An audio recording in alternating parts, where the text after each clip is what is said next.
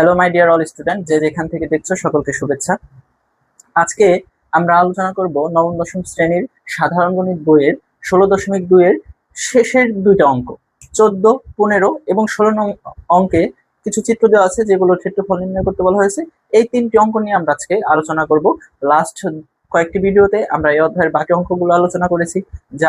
যারা ওই ক্লাসটা এখনো দেখার সুযোগ হয়ে ওঠেনি তারা ওই ক্লাসটা দেখে এসে তারপরে এই ক্লাসটা দেখলে তোমাদের জন্য বুঝতে সুবিধা হবে। তো কথা না বাড়িয়ে চলো শুরু করা যাক। 14 নং অঙ্ক।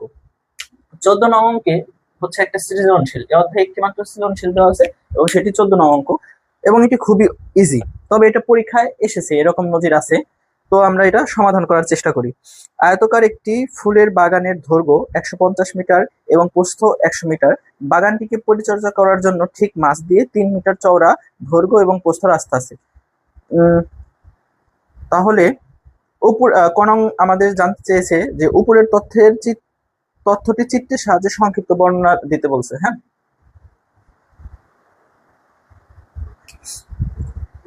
দেখো এখানে 14 নং আমাদের কাছে কি চেয়েছে। 14 নং এর উদ্দীপকে দেওয়া আছে আয়তকার একটি ফুলের বাগানের দৈর্ঘ্য 150 মিটার এবং প্রস্থ 100 মিটার। এই ইনফরমেশনটুকুই আগে আমরা এখানে লিখি। ওকে, যে আয়তকার একটি ক্ষেত্র আছে, যে ক্ষেত্রের দৈর্ঘ্য 150 এবং প্রস্থ কত 100, দৈর্ঘ্য 150 এবং প্রস্থ 100। এই ইনফরমেশন পেলাম। এবং সেকেন্ড লাইনে দেওয়া আছে বাগানটিকে পরিচর্যা করার জন্য ঠিক মাঝ দিয়ে 3 মিটার চওড়া দৈর্ঘ্য ও প্রস্থ বরাবর রাস্তা আছে। তাহলে কি হলো ব্যাপারটা, এই মাঝ দিয়ে ঠিক মাঝখান দিয়ে দৈর্ঘ্য এবং প্রস্থ বরাবর 3 মিটার চওড়া রাস্তা আছে। বুঝতে পারছো কথা? তার মানে চিত্রটা এরকম হবে যে এটার মাঝখান দিয়ে 3 মিটার চওড়া রাস্তা আছে। এটাও 3, এটাও 3, এইখানেও 3, এইখানেও 3। কিন্তু একটা জিনিস এখানে দেখো একটু, যেটা জানতে হবে তোমাদের, যে এইখানে যে পয়েন্টটা, এই সংযোগ স্থলের এই দিকেও 3, এই দিকেও কিন্তু 3। তার মানে এখানে একটা বর্গক্ষেত্র আছে। তোমাদের পরবর্তীতে খননে এটা লাগবে, সেজন্য আগে একটু বলে রাখলাম। এখন দেখো কননে আমাদের কি বলা হয়েছে, যে উপরের তথ্যটিকে চিত্রের সাহায্যে সংক্ষিপ্ত বর্ণনা দাও। হ্যাঁ, তাহলে এখানে আমরা কিন্তু তথ্যটাকে চিত্রের মাধ্যমে অলরেডি নিয়ে আসছি, কিন্তু এখানে কিছু নাম লিখতে হবে এবং বর্ণনা দিতে হবে। যেমন এখানে 150 মিটার ছিল, এখানে 100 মিটার। অ্যান্ড এই বাগানটা যেহেতু আয়তকার, এটার একটা নাম দিই ABCD। এবং এই কথাগুলো একটু সংক্ষিপ্ত আকারে আমাদের লিখে দিতে হবে, ঠিক আছে? এই সবই 3 মিটার। হ্যাঁ, 3 মিটার, 3 মিটার, 3 মিটার। দেখো সংক্ষিপ্ত বর্ণনা কিভাবে দিব, যে এখানে ABCD একটি আয়তকার বাগান, একটি আয়তকার বাগান, ঠিক আছে, যার দৈর্ঘ্য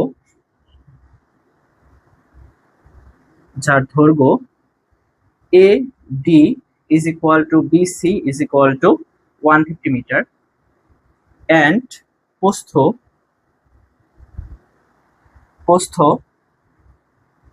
তোমার AB is equal to CD is equal to 100 metre.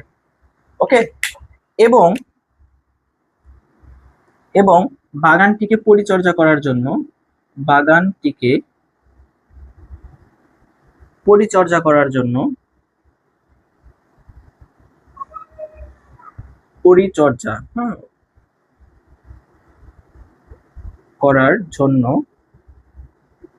ঠিক মাঝ বরাবর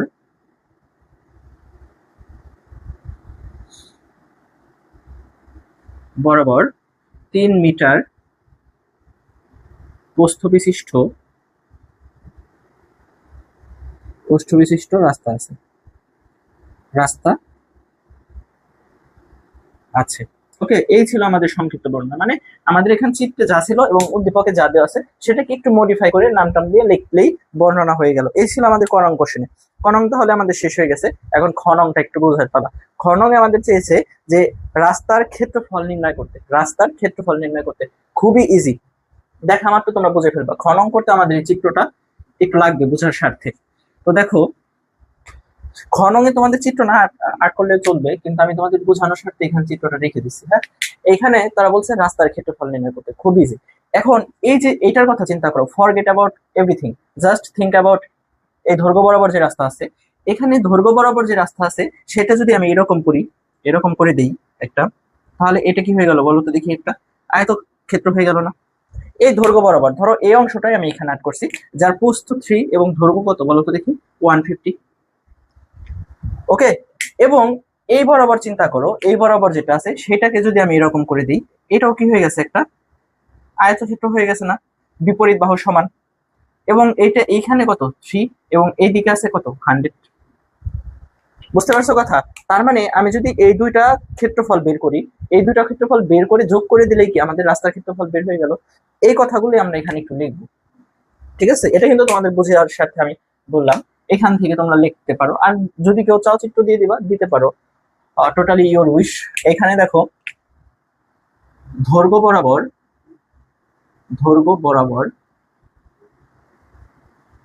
রাস্তার ক্ষেত্রফল, দৈর্ঘ্য বরাবর যদি ক্ষেত্রফল বের করো তাহলে কি আসবে? দৈর্ঘ্য বরাবর, এটা যেহেতু একটা আয়তক্ষেত্র, দৈর্ঘ্য গুণ প্রস্থ 150 গুণ 3 মিটার স্কোয়ার, এন্ড এটা হবে কত 450 মিটার স্কোয়ার। দৈর্ঘ্য বরাবর রাস্তার ক্ষেত্রফল। এবং প্রস্থ বরাবর এখন বের করব, প্রস্থ বরাবর রাস্তার ক্ষেত্রফল, প্রস্থ বরাবর রাস্তার ক্ষেত্রফল কত বলো তো দেখি? প্রস্থ বরাবর রাস্তার ক্ষেত্রফল হচ্ছে এই একই রকম, দৈর্ঘ্য গুণ প্রস্থ, তাহলে 100 গুণ 3, that mean 300 metre square, 300 metre square. তাহলে দৈর্ঘ্য বরাবর রাস্তার ক্ষেত্রফল এবং প্রস্থ বরাবর রাস্তার ক্ষেত্রফল পেয়ে গেছি। এখন এই দুইটার যোগ করে দিলে আমরা কিন্তু টোটাল রাস্তার ক্ষেত্রফলটা পেয়ে যাচ্ছি। কিন্তু এখানে একটু সমস্যা আছে, যেটার কথা শুরুতে বলছিলাম। দেখো, আমরা যখন এখানে দৈর্ঘ্য বরাবর রাস্তার ক্ষেত্রফলটা বের করছি, তখন কিন্তু অলরেডি আমরা এটা নিয়ে নিছি একবার, ওকে, এই অংশটা নিয়ে নিছি। কিন্তু প্রস্থ বরাবর যখন আমরা করছি, তখন কি আবারও আমরা এটা হিসাব করছি না? এই টোটালটা এটা কিন্তু হিসাব করছি। তাহলে এই মাঝের অংশটা কি দুইবার লেখা হয়ে গেছে না? দুইবার লেখা হয়েছে, তার মানে এই মাঝের সংযোগ স্থলটা কি করতে হবে? বিয়োগ করে দিতে হবে একবার। এই কথাটা এখানে লিখবো যে রাস্তা দুটির সংযোগ স্থল, রাস্তা দুটির সংযোগ স্থলের ক্ষেত্রফল, রাস্তা দুটির সংযোগ স্থলের ক্ষেত্রফল কত বলো তো দেখি? শুরুতেই বলছিলাম এদিকে দৈর্ঘ্য 3 প্রস্থ 3, দ্যাট মিন এটা একটা বর্গক্ষেত্র, এবং বর্গক্ষেত্রের ক্ষেত্রফলের সূত্র আমরা জানি বাহু স্কয়ার। তারপরে এখানে একটু দেখাই দিলাম যে তাহলে 3 গুণ 3 দ্যাট মিন হচ্ছে 9 মিটার স্কয়ার। এটা কিন্তু এই অংশটুকুর ক্ষেত্রফল। এখন আমরা কি করব? এই দুইটা যোগ করে তার থেকে এটা বিয়োগ করে দিলেই আমাদের রাস্তার ক্ষেত্রফলটা বের হয়ে গেল। সুতরাং রাস্তার ক্ষেত্রফল ইজ ইকুয়াল 450 summation 300 মাইনাস 9। ঠিক আছে, এটা কিন্তু মিটার স্কয়ারে করতে আসবে রাস্তার ক্ষেত্রফলটা। এবং এটাকে করলে কত হচ্ছে বলো তো দেখি? 750 minus 9, that means 741 metre square. That is answer. এটা আমাদের চেয়েছিল যে রাস্তার ক্ষেত্রফলটা কত, এবং এটা আমরা বের করে ফেলছি। হোপ, আশা করি তোমরা সকলে বুঝতে পারছো। ওকে, এখন গণ অঙ্কটার দিকে একটু তাকাও। গণ অঙ্কে বলা হয়েছে রাস্তাটি পাকা করতে 25 সেন্টিমিটার দৈর্ঘ্য এবং 12.5 সেন্টিমিটার প্রস্থ বিশিষ্ট কয়টি ইটের প্রয়োজন হবে? এরকম একটা অঙ্ক কিন্তু ইতিমধ্যে আমরা করে আসছি, ঠিক আছে? সেটা আমরা 5 নং অঙ্কে করেছিলাম, সেটা আমাদের প্রথম ভিডিওতে আছে। এই ক্লাস সম্পর্কে আমরা যে প্রথম ভিডিওটা দিয়েছিলাম সেখানে তোমরা 5 নংটা পাবা, সেইটার আলোকে আমরা গণ অঙ্কটা করতে পারবো। এইখানে কি আমরা রাস্তার ক্ষেত্রফলটা বের করে ফেলছি, এবং এই রাস্তার ক্ষেত্রফলটা দেখো, আমরা গণ অঙ্কে চলে যাই। রাস্তার ক্ষেত্রফলটা যা পেয়েছি, সেই ক্ষেত্রফলকে ওই ইটের ক্ষেত্রফল দিয়ে যদি আমরা ভাগ করি, তাহলে কি আমরা পেয়ে যাব কতগুলো ইট লাগবে। এটা একটু দেখো, বিষয়টা আরেকটু ক্লিয়ার করে দিই। ধরো এটা আছে কি রাস্তা, এটা টোটাল রাস্তা, হ্যাঁ, এইদিকে রাস্তা এবং এইদিকেও তো রাস্তা ছিল, হ্যাঁ, এইদিকে এমনি রাস্তা আছে, এবং এই রাস্তাটাকে আমরা পাকা করতেছি ইট দিয়ে। কি পরিমাণ ইট দিয়ে বলো তো দেখি? যে 25 সেন্টিমিটার এবং 20 সেন্টিমিটার এবং 12.5 সেন্টিমিটার দৈর্ঘ্য প্রস্থ বিশিষ্ট, এদিকে 20, এদিকে 12.5। ওকে, এরকম যদি আমরা ইট দেই তাহলে কতগুলো ইট লাগবে সেটা কোশ্চেন করছে আমাদের কাছে। এরকম দিলে কতগুলো ইট লাগবে, তাহলে আমাদের বুঝতেই পারতেছো রাস্তার ক্ষেত্রফলটা পেয়ে গেছে। এখন যদি ইটের ক্ষেত্রফলটা পাই, তাহলে কি করতে পারবো? আমরা দুটাকে ভাগ করে দিলে রাস্তার ক্ষেত্র কতগুলো ইট লাগবে সেটা বের হয়ে যাবে। তাহলে এই পদ্ধতিতে আমরা আগাই। ইটটা যেহেতু আয়তকার, তাহলে আয়তকার ক্ষেত্রফলটা আমরা বের করব। তাহলে এখানে গিভেন ভ্যালু, এটা কিন্তু খ নং এর অংশ, এটা কিন্তু গ নং এ আসবে না। হ্যাঁ, মুছে দিই, কনফিউশন তৈরি হবে। শুধু রাস্তার ক্ষেত্রফলটা আমাদের প্রয়োজন হবে, ঠিক আছে।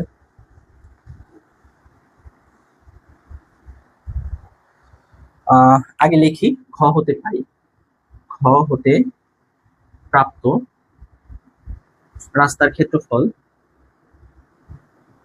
রাস্তার ক্ষেত্রফল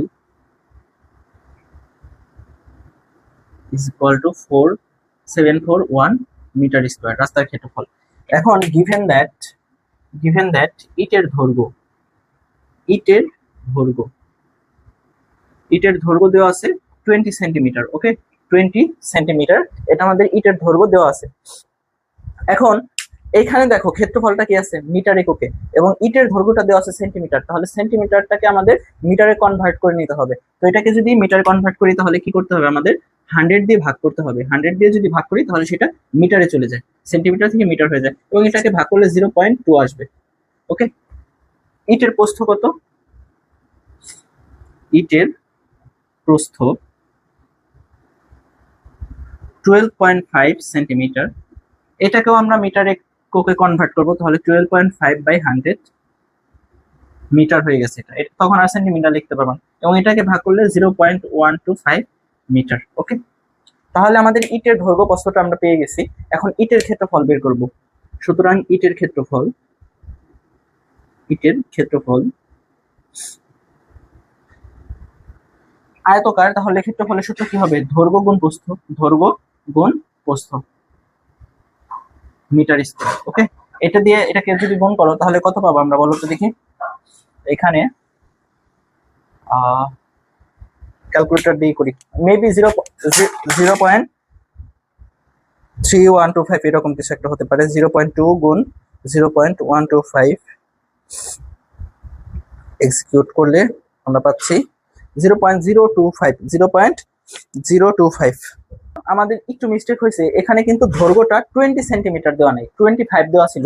25 এর জায়গায় আমাদের দেখতে একটু ভুল হয়েছিল, সেখানে হবে 25। হ্যাঁ, 25 দিয়ে করলে এটা জাস্ট শুধু 5 করে দাও, এখানে জাস্ট শুধু 5 দিয়ে দাও। ওকে, তাহলে এখন গুণ করে দেখো, এখন আমরা কিন্তু ইটের ক্ষেত্রফলটা বের করতে পারবো। 0.25 গুণ 0.125 ইজ ইকুয়াল টু হচ্ছে 0.03125, 0.03125। ওকে, এটা মিটার স্কয়ার, এটা আমরা ইটের ক্ষেত্রফল পেয়ে গেছি। এখন ইটের ক্ষেত্রফল যখন আমরা পেয়ে গেছি তখন আমরা কি করব বলো তো দেখি। এই রাস্তার ক্ষেত্রফলটাকে ইটের ক্ষেত্রফল দিয়ে যদি ভাগ করি তাহলে আমরা কতগুলো ইট লাগবে সেটা পাবো। সুতরাং ইট লাগবে রাস্তার ক্ষেত্রফল বাই ইটের ক্ষেত্রফল। ওকে, 103,125 টি, এটাকে যদি আমরা ভাগ করি তাহলে আমরা কত পাচ্ছি, 741/0.03125, 23,712টি, 23,712টি এতগুলো ইট লাগবে। এটাই কিন্তু আমাদের কাছে চেয়েছিল, এবং আমরা আমাদের ফাইনাল ডেস্টিনেশনে পৌঁছে গেছি। Okay, that is answer. I hope তোমরা সকলে বুঝতে পারছো। হ্যাঁ, এটা কিন্তু ঘন অঙ্কের পার্ট, এটা গণ অঙ্কের সাথে এটার কোনো সম্পর্ক নেই। তাহলে এরই মধ্যে দিয়ে আমাদের সৃজনশীল অঙ্কটা শেষ হয়ে গেল। 14 নং খুবই ইজি, আগেই বলেছিলাম। এখন আমরা 15 নং অঙ্কটা দেখবো। আসলে 15 নং অঙ্কটা একটু বেসিক থেকে মানে বেসিক ধারণা থাকলে হবে। এটা এমসিকিউতে মাঝে মাঝে আসে এই টাইপ অঙ্ক। 15 নং যেটা দেওয়া আছে, 15 নং এ একটা চিত্র দিয়ে দিছে, এবং এই চিত্রটার ক্ষেত্রফল বের করতে বলছে। চিত্রটা কিরকম দেওয়া আছে, চিত্রটা দেওয়া আছে এই টাইপ, যে এরকম একটা বর্গ। ওকে, এরকম একটা বর্গ দেওয়া আছে, এটা কিন্তু বর্গ, এবং এই বর্গের ভিতরে আরো একটি বর্গ দেওয়া আছে, এই বর্গের ভিতরে আরো একটি বর্গ দেওয়া আছে। হ্যাঁ, আরো একটি বর্গ দেওয়া আছে, মানে সবগুলো বাহুই সমান। এখানে বর্গ সবগুলো বাহুই সমান, এবং সবগুলো বাহুর দৈর্ঘ্য হচ্ছে 22 সেন্টিমিটার, 22 সেন্টিমিটার।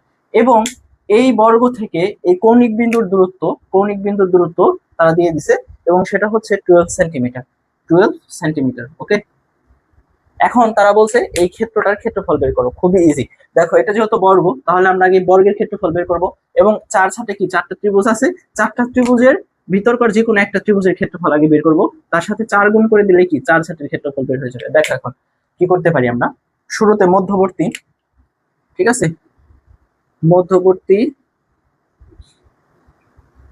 এখানে লিখে নিতে পারো, এখানে মধ্যবর্তী বর্গের ক্ষেত্রফল, মধ্যবর্তী বর্গের ক্ষেত্রফল কত, এটা যেহেতু একটা বর্গ তাহলে কি 22 স্কয়ার সেন্টিমিটার, ঠিক আছে, স্কয়ার সেন্টিমিটার, সেন্টিমিটার স্কয়ার। বুঝতে পারছো আমার কথা? মধ্যবর্তী ক্ষেত্রটা কি একটা বর্গক্ষেত্র, এবং বর্গক্ষেত্রের ক্ষেত্রফলের সূত্র কি বাহু স্কয়ার, একটা বাহুকে স্কয়ার করলেই বর্গক্ষেত্রের ক্ষেত্রফল বের হয়ে যায়, এবং এককটা কি হবে এখানে সেন্টিমিটার স্কয়ার। তাহলে 22 কে স্কয়ার করলে কত হয় বলো তো দেখি, 22 গুণ 22 484 সেন্টিমিটার স্কয়ার। তাহলে এই মাঝেরটার আমরা ক্ষেত্রফল পেয়ে গেছি, হ্যাঁ, মাঝের অংশটার ক্ষেত্রফল পেয়ে গেছি। এখন আমাদের কি করতে হবে বলো তো দেখি, এটা পেয়ে গেছি, এখন এই 4 সাইডেরটা বের করতে হবে। আমরা এই একটা ত্রিভুজের ক্ষেত্রফল বের করি, একটা ত্রিভুজের ক্ষেত্রফল বের করতে গেলে এই ত্রিভুজটার ভূমি, এই ত্রিভুজটার কি ভূমি, ভূমি কত 22 সেন্টিমিটার দেওয়া আছে, এবং উচ্চতা কত দেওয়া আছে 12 সেন্টিমিটার। তাহলে এই ত্রিভুজের কি আমরা ক্ষেত্রফল বের করতে পারবো, ঠিক আছে।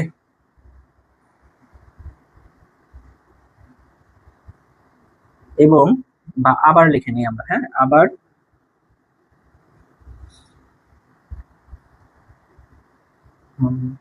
বর্গক্ষেত্রের বাইরে, ঠিক আছে, মধ্যবর্তী বর্গক্ষেত্রের বাইরে, মধ্যবর্তী বর্গের বাইরে 4টি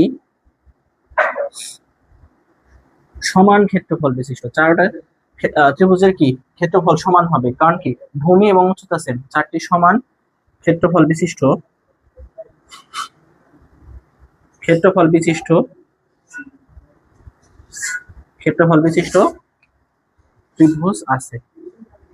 ত্রিভুজ আছে,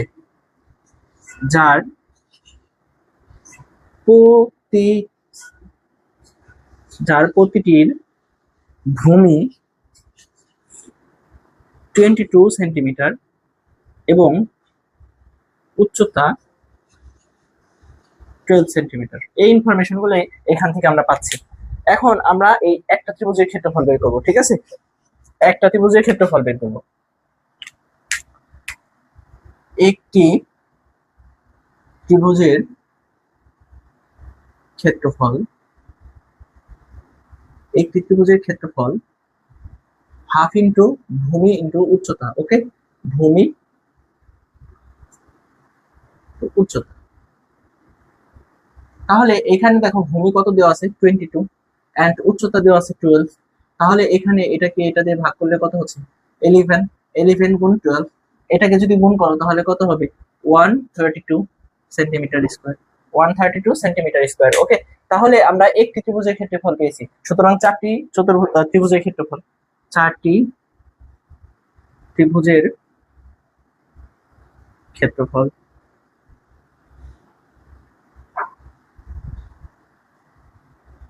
4 গুণ 132 সেন্টিমিটার স্কয়ার। এটাকে যদি করো তাহলে কত হবে 4 দুগুণে 8, 3 4 12, 2 হাতে 1 5, 528 সেন্টিমিটার স্কয়ার, ওকে। তাহলে আমরা চারটি ত্রিভুজের ক্ষেত্রফল পেয়ে গেছি, এবং মাঝখানে যে বর্গ ছিল সেটার ক্ষেত্রফল পেয়ে গেছি। তাহলে মোট ক্ষেত্রটার ক্ষেত্রফল কত, সুতরাং সমগ্র ক্ষেত্রের ক্ষেত্রফল, সমগ্র ক্ষেত্রের ক্ষেত্রফল ইজ ইকুয়াল টু কত হবে 484 প্লাস 528। তাহলে এটাকে করলে কত হবে বলো তো দেখি, 12 হাতে 1, তাহলে 10 11 হাতে 1 5 10, ওকে, সেন্টিমিটার স্কয়ার। আশা করি তোমরা সকলে বুঝতে পারছো। এটাই আমাদের চেয়েছিল যে সমগ্র ক্ষেত্রটির বা এই বহুভুজের ক্ষেত্রফলটা নির্ণয় করতে। আমরা কিন্তু আমাদের কাঙ্ক্ষিত লক্ষ্যে পৌঁছে গেছি।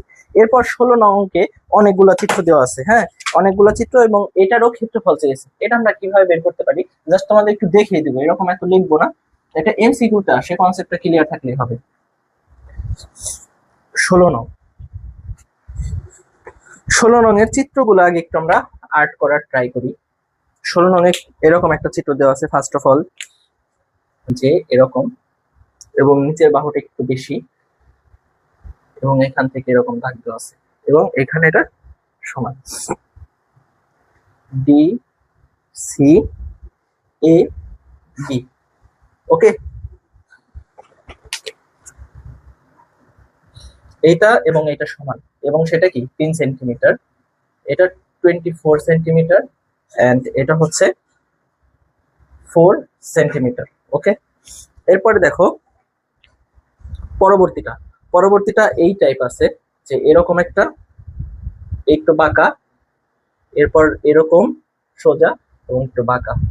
ওকে, যেখানে এই বাহুটা এবং এই বাহুটা সমান 12 সেন্টিমিটার, এই দুটো সমান 12 সেন্টিমিটার, এন্ড এটা হচ্ছে 5 সেন্টিমিটার, এটা 20 সেন্টিমিটার, এটা ডি সি এ বি।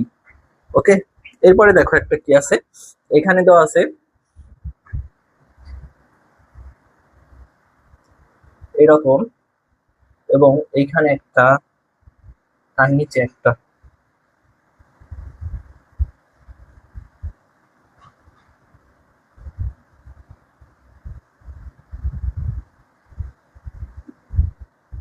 হ্যাঁ, এখানে 60 ডিগ্রি কোণ দেওয়া আছে, এবং এটা √2 সেন্টিমিটার। এইখানে এটা সমকোণ, এটা সমকোণ, এবং এটাও সমকোণ। এটা দেওয়া আছে 30 ডিগ্রি, এটাও 30 ডিগ্রি, এবং এটা 60 ডিগ্রি। তা তো লিখেইছি। এখানে এ ই ডি সি বি। ওকে, এবং লাস্ট ওয়ান ইজ এই যে আগে যেটা ছিল সেটার মতোই। লাস্ট ওয়ান হচ্ছে এরকম এরকম,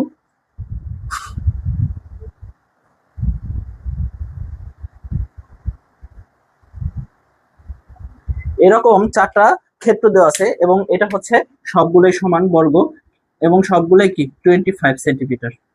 ঠিক আছে, 25 সেন্টিমিটার। এই সবগুলোরই ক্ষেত্রফল চেয়েছে আমাদের কাছে। তো এটা জাস্ট আমি তোমাদের দেখাই দিই কিভাবে বের করতে পারো। দেখো এইটা এবং এইটা, এটার দিকে তাকাও। এইখানে যেহেতু এই দুটো সমান্তরাল বাহু আমরা দেখতে পাচ্ছি, সিবি এবং এবি সমান্তরাল, তাহলে আমরা এইখান থেকে যদি এরকম লম্বটা নিই, তাহলে এই যে এই অংশটা কত পাবো বলো তো দেখি। এই অংশটা কিন্তু এই 24ই পাবো। ঠিক আছে, আমি হয়তো কোথাও ভুল করছি, এটা হচ্ছে 24 না, এটা 2.4। ওকে, এটা 2.4 সেন্টিমিটার ছিল, 24 হয় কিভাবে, 2.4 সেন্টিমিটার। ওকে, আমার বইটা এই ফোটাটা পরে নাই, ঠিক আছে, এর জন্য আমি বুঝতে পারি নাই। এখানে দেখো, তাহলে এটাও কি 2.4 সেন্টিমিটার। 2.4 সেন্টিমিটার এটা যদি হয়, তাহলে এই অংশটা কত, 1.6। এবং এই অংশটা কত বলো তো দেখি, এই অংশটা এটা সমানই হবে 3। এখন এটা একটা কি আয়তক্ষেত্র হয়ে গেছে না, এটা একটা আয়তক্ষেত্র হয়ে গেছে।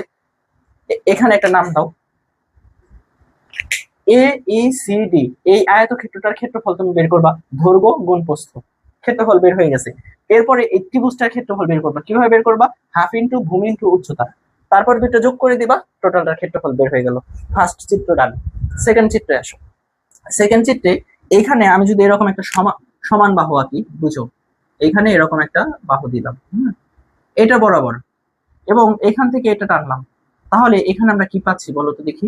এই পয়েন্টটার নাম তো সি, এই পয়েন্টটার নাম কি সি ছিল না, এবং এখানে একটা নাম দিই আমরা এ বি সি ডি, এখানে ই দেই, এখানে এফ দেই। এখন দেখো এখানে যে আয়তক্ষেত্রটা পেলাম আমরা, এই আয়তক্ষেত্রটার প্রস্থ কত বলো তো দেখি। এখানে প্রস্থ আছে 12।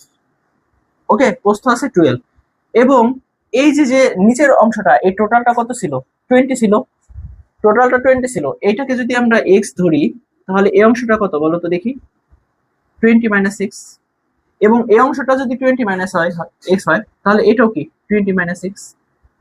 বুঝছো, এইভাবে ধরে তোমরা ট্রাই করবা দুটো সমীকরণ আনার জন্য। দুটো সমীকরণ আনার পর তোমরা সেই সমীকরণ দুটো যোগ বিয়োগ করে এক্স এর ভ্যালুটা আনবা। এক্স এর ভ্যালু যখন পেয়ে যাবা, তখন এই আয়তক্ষেত্রটার এই ত্রিভুজের ক্ষেত্রফল করে যোগ করে দিলে হয়ে গেল, শেষ। এরপরেটা আসো তৃতীয় চিত্র। তৃতীয় চিত্রতে তোমরা কি করবা, এখানে 3টা সমকোণী ত্রিভুজ দেওয়া আছে, এবং 3টার কি দেওয়া আছে বলো তো দেখি। এটা কি সমান বলে দিছিল না, সমান বলে দেয় না, জাস্ট শুধু কোণের মান দিয়ে দিছে। হ্যাঁ, এটা একটা কোণ, এটা একটা কোণ, এটা একটা কোণ। তিনটা কোণের মান দিয়ে দিছে এবং একটি ত্রিভুজটা ক্ষেত্রফল বের করতে বলছে। এখানে ইনফরমেশন কিছুটা হয়তো মিসিং আছে, হ্যাঁ, এরকম থাকলে বের করতে একটু টাফ হয়ে যাবে। এবং হ্যাঁ, ইনফরমেশন কিছুটা মিসিং আছে, সেটা আমি তোমাদের একটু বলে দিচ্ছি।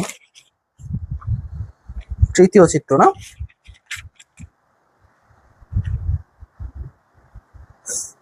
আচ্ছা এখন দেখো খুব অনায়াসে বের করা যাবে। এটা তৃতীয় চিত্রের কথা বলতেছি আমি। তৃতীয় চিত্রটা তুমি কিভাবে বের করবা, এইখানে 60 ডিগ্রি কোণ দেওয়া আছে এবং এটা যদি কোণ হয়, এই কোণের বিপরীতে যেটা থাকে সেটাকে কি বলে বলতো, লম্ব। তাহলে এইটা ভূমি দেওয়া আছে এবং এই লম্বটা আমাদের দেওয়া নাই, এই লম্বটা আমাদের প্রয়োজন। এই লম্বটাকে আমরা এইচ ধরে নিতে পারি এবং এখানে tan থিটার সূত্র দিয়ে tan থিটা ইকুয়াল টু কি, লম্ব বাই ভূমি, সেখান থেকে এইচ এর ভ্যালুটা নিয়ে আসতে পারি। বুঝছো কথা? এখানে যখন এইচ এর ভ্যালুটা নিয়ে আসবো তখন আমরা এই ত্রিভুজে চলে আসবো। এই ত্রিভুজে চলে আসার পরে সেখানে কি করবো বলতো দেখি, এই কোণের ভ্যালুটা দেওয়া আছে, এই কোণের ভ্যালুটা দেওয়া আছে, এই কোণের বিপরীত পাশে যেটা থাকে সেটা লম্ব এবং এটা অতিভুজ আমরা পেয়ে গেছি। এখান থেকে ট্যান দিয়ে অতিভুজ থেকে লম্বর মানটা আমরা বের করার জন্য আবার এখানে সাইন ইউজ করব, ঠিক আছে, সাইন ইউজ করব, তাহলে আমরা এটাও পেয়ে যাব। এটা পেলাম, এটাও পেলাম। এবং এইখানে আমরা কি করতে পারি বলো তো দেখি, যখন আমরা এটা এবং এটা পেয়ে গেছি তখন আমরা পিথাগোরাস দিয়ে এটাও বের করতে পারবো। পিথাগোরাস দিয়ে এটা বের করে তারপরে কি করব, আমরা আবার এখানে অতিভুজ পেয়ে গেছি। অতিভুজ পাওয়ার পর এখানে আমরা কি বের করতে পারি বলো তো দেখি, এই কোণটার মান বের করব। এই ভূমি, অতিভুজ আর ভূমির সাথে আমরা কি করব, কজ অ্যাপ্লাই করব, অতিভুজ আর ভূমি। এটার ত্রিকোণমিতির আমাদের একটা ক্লাস আছে, সেই ক্লাসটা ঠিক দেখলে তোমরা টোটালি বুঝতে পারবা। মানে এত কথা বলার কোনো প্রয়োজন হতো না যে কোথায় কোনটা ইউজ করবা, কোথায় সাইন, কোথায় কোণ, কোথায় কস, এটা তোমরা বুঝতে পারবা অলরেডি। ঠিক আছে, এখন এই সব যখন আমরা বের হব তখন যা শুধু ক্ষেত্রফলগুলো বের করতে হবে। হাফ ইন্টু ভূমি ইন্টু উচ্চতা, এখানে হাফ ইন্টু ভূমি ইন্টু উচ্চতা, এখানে দেখো দুইটা কোণের মান পেয়ে গেছো, দুইটা বাহুর মান পেয়ে গেছো এবং মধ্যবর্তী কোণ আছে, তাহলে এটার ক্ষেত্রফল বের করাও খুব ইজি। তারপর তিনটা ত্রিভুজের ক্ষেত্রফল বের করে জাস্ট যোগ করে দেবে, তাহলেই কিন্তু আমাদের এই অঙ্কটা হয়ে গেল। এবং লাস্ট ওয়ান আগের অঙ্কটা যারা বুঝছো, এই লাস্ট ওয়ান বুঝছো তাদের কাছে কোনো ব্যাপারই না। এখানে আছে কিন্তু এখানে উচ্চতাটা এখানে কি আননোন, উচ্চতাটা কিন্তু আমাদের দিয়ে দেয় নাই। তাহলে উচ্চতা যদি না দিয়ে দেয় তাহলে এটা আমরা কিভাবে বের করতে পারি বলো তো দেখি। উচ্চতা বের করার জন্য এটার কথা চিন্তা করো, এখানে কি আছে, এটা হাফ আছে না, মানে এটার হাফ কি, এটা না, তাহলে এটা 12.5 এবং এইখানে কত ডিগ্রি কোণ উৎপন্ন হবে বলো তো দেখি, 45 ডিগ্রি কোণ উৎপন্ন হবে। এই 45 আর 12.5 দিয়ে এই লম্বটা আমরা টেনের সূত্র দিয়ে বের করতে পারবো না, টেনের সূত্র দিয়ে tan থিটা ইকুয়াল টু কি, লম্ব বাই ভূমি, সেই সূত্র দিয়ে এটা বের করে ফেলবো। এবং এটা যখন আমরা পেয়ে যাব তখন আমাদের কিন্তু এটা বের করা খুবই ইজি হয়ে যাবে। তখন এই চারটা ত্রিভুজ বের করে এটার সাথে যোগ করে দিলে শেষ।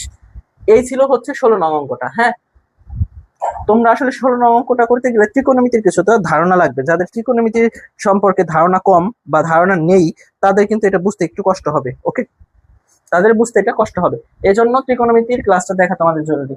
তো এরই মধ্য দিয়ে আমাদের 16.2 কিন্তু শেষ হয়ে গেল। এরপরের ভিডিওতে ইনশাআল্লাহ আমরা 16.3 নিয়ে আলোচনা করব। সে পর্যন্ত সকলেই সুস্থ থাকো। আজকের ক্লাস এ পর্যন্ত, খোদা হাফেজ।